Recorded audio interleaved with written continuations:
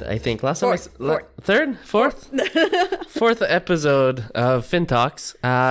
So today, I think the conversation should be more geared towards cross-border related things, right? So I think since this is one of our earlier episodes, it only makes sense to start with, I guess, a checklist, if you will, of things to really consider when thinking about moving to Canada as an American, right? Yeah. So on the financial side of things, there's a lot of traps, especially tax-related traps, when you're transferring assets to Canada, or even, fees. Yeah, fees with income and everything. So let's go over, I guess we prepared today the 10 main considerations to think about before you move to Canada. And I guess the first place to start would be, like I said, income. So I'll let you take over. So when we talk about income, obviously, more often than not, the U.S. tax rate is lower than that of Canada, right? So if you have any kind of ability for the timing of certain compensation, you probably want to take it while you're an American resident, not a Canadian. So I'm talking about like allowance, stock options, benefits. Yeah. So you might want to actually cash them in before and have them realized as an American, not as a Canadian. Yeah, so most Americans, whether they know or not already, when they come to Canada, they're probably going to be surprised by the tax bill they might get. So it makes sense to trigger the taxes in the States while you can, right? Yeah. Great.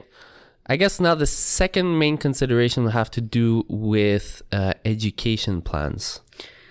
Yeah, those can be tricky because the 529 plans, which is the plans that more often than not the American will use, unfortunately is taxable in Canada. So you might not, and you're going to have to report it to your T1135. So that's first more accounting fees and kind of annoying.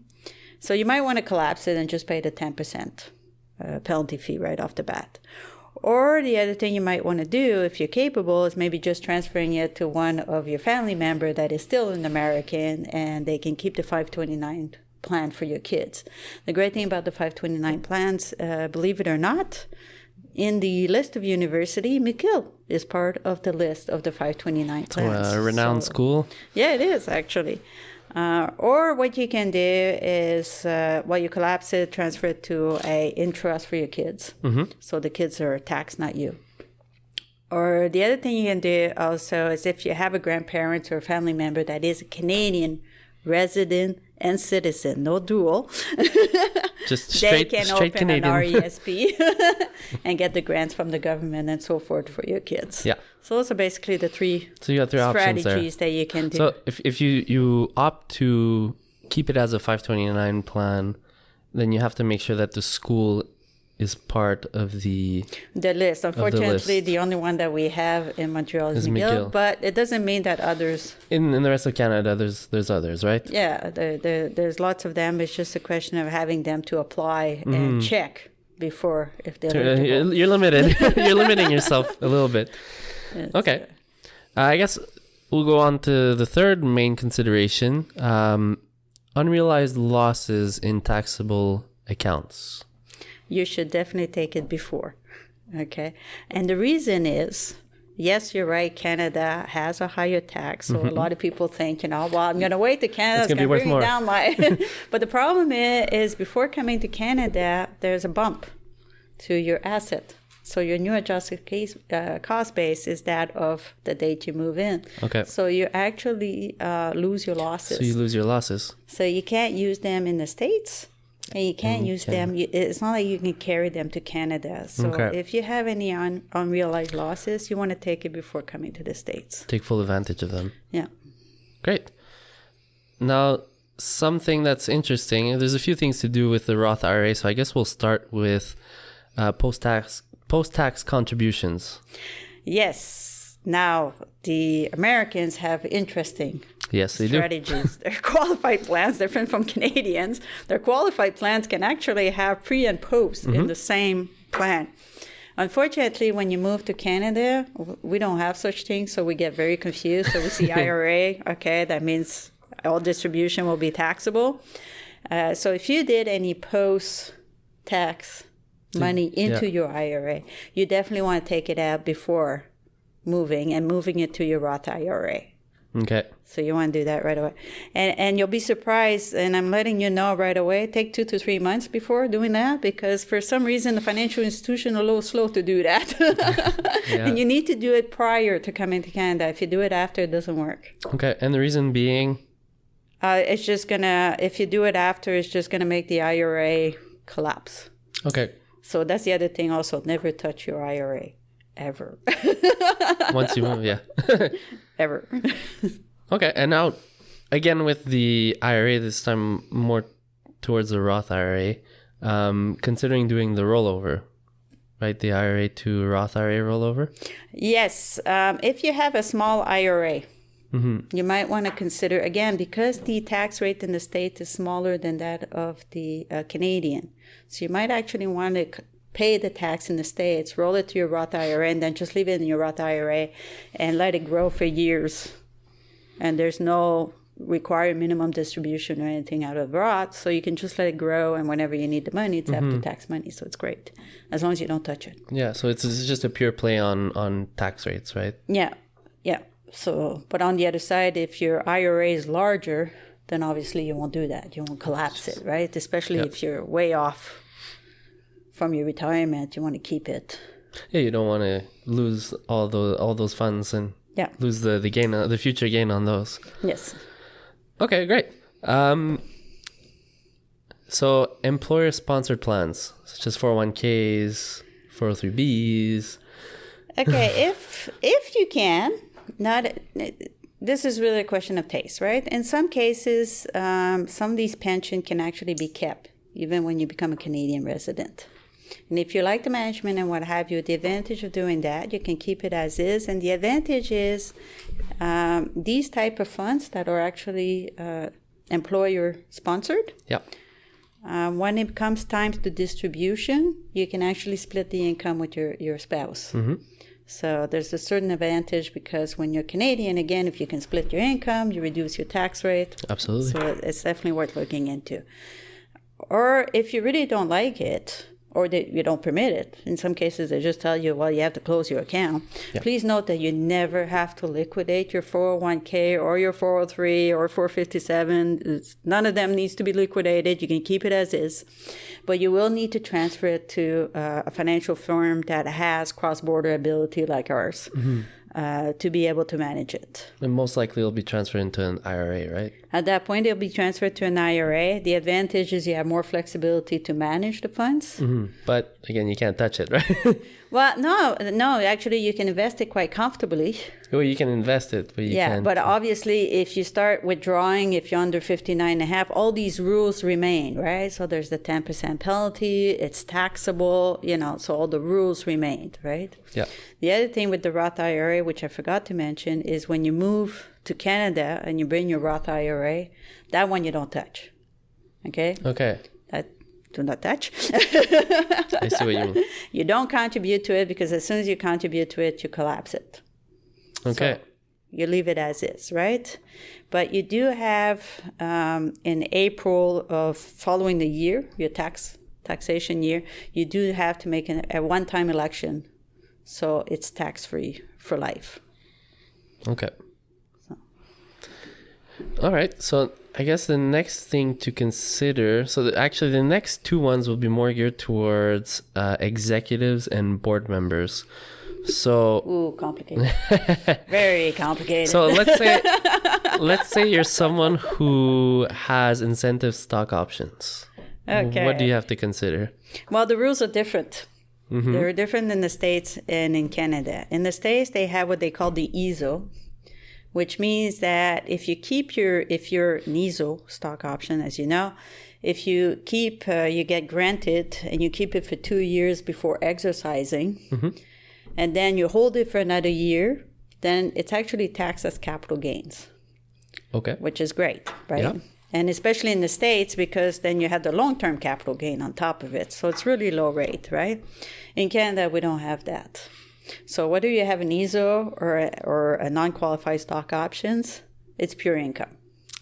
So you definitely want to avoid that. So as soon as you exercise, it's pure income, right? So obviously, if you have an ESO, you might want to consider exercising it in the States. Well, if you can, at least the 2 year, because you still have to wait for the 2 years in the States before exercising after granted. So it's a little tricky, right? Okay. So if you can keep them as an American compensation and keep it in the States, that would help. But unfortunately, when you bring it to Canada, it's income. Just not as... It's not the same rule. Not as sexy anymore. It's not as sexy. So again, the other thing and another point to consider if you're an executive or board member who has a long-term incentive plan. Ooh, very tricky. Very, very tricky. Most of the definition, like let's say a deferred stock unit, actually have a different definition in the States than in Canada. In the States, it's taxed as if you were an employer. And in Canada, it's taxed as if you're an employee, so as income, right? So again, you can't have the same structure.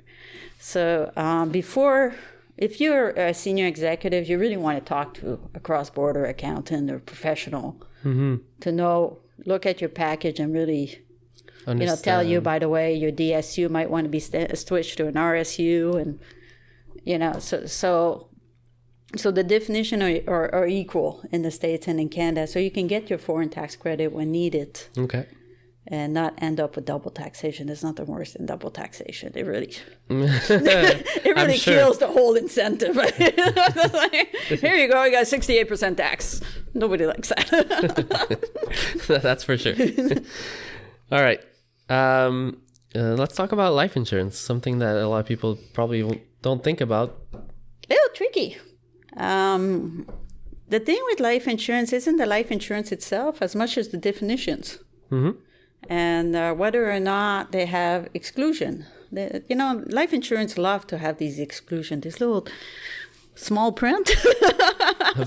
If you moved out of the country, you're no longer insured. They probably still make you pay for it, though. Yeah, but you're no longer insured, right? So you really have to look at the fine prints with life insurance. Okay. The other thing also you need to take into consideration, which a lot of people don't think about, is the rules. Although United States and Canada, and a lot of people think, Americans, Canadian, I cross the border all the time. We're cousins, right? Yeah, we're right next door, so everything's the same thing. And it's not, right? Yeah. The laws are different. I mean, like it or not, it's common law in the States, Code civil au Québec, and Commonwealth in the rest of Canada. So the laws are different, right? So when you look at your estate plan, and you look at your wills, and you look at your mandates and your power of attorney, all of these need to be revised when you come to Canada. So they all need to be checked with a professional to make sure. Yeah, absolutely. Well, they'll need to be changed. I'm telling you right now. They'll definitely need to be changed. But, you want to make sure that it's well done. So it costs, basically what you're saying, it's the value is there to do it on the front end and get taxed on the back end. Oh, absolutely. Not just get taxes. In some cases, you can't even transfer. You get cases where you can't. So you get stuck in a bad place. I mean, you're in a hospital and you gave a PA to somebody that is non-Canadian. All of a sudden, nobody can take the rules. So they can't take the orders. It doesn't apply. Yeah. So it can be very tricky. Okay. And, what you ask for in your will, well, guess what? It's not valid. It's too bad.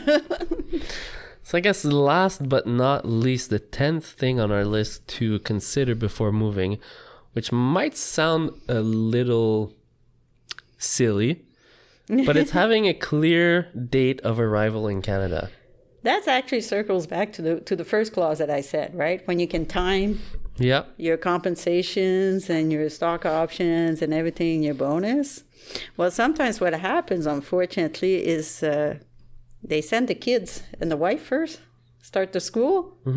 And, let's say the spouse that is working and waiting for his benefit and his stock options and everything stays in the States for him to get his stock options and income. But the wife and the kids already moved in. And Canada can actually turn around and say, no. This was your date of arrival. So whether you stayed in the States or not, your intended date of arrival was when your kids and your spouse came in. So all of a sudden, your date has changed. So all your income that you were hoping to be American becomes Canadian.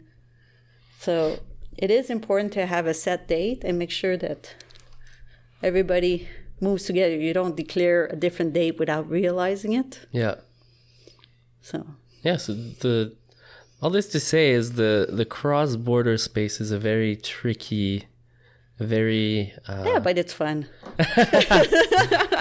There's a lot to think about in the smallest of situations, often in a cross-border case, in a cross-border scenario. Yeah, but the great thing is there's also a lot of professional to help you who's been around and seen lots of stories.